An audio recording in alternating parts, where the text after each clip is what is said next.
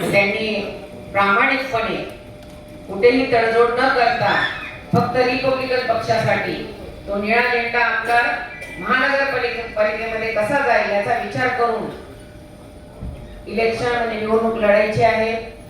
ऐन वेळेला कुठंतरी भुलता पांडापोळी पडायचं नाहीये, कारण मोठे आपल्याला तेवढं बळ नाही, आपल्याला माहिती आहे आपला पक्ष छोटा असल्यामुळे आपल्याला कुठंतरी दाबण्याचा प्रयत्न केला जातो।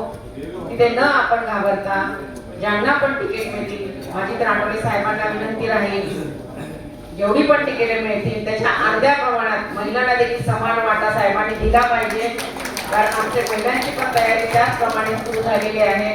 आणि काही महिलांनी तर वर्षभर 2 वर्ष तयारी अगदी चांगल्या पद्धतीने केली आहे। ते वाढ अगदी साहेबांनी सोडवूनच घ्यावे आणि महिला वर्गाला न्याय द्यायचा प्रयत्न साहेबांनी करावा।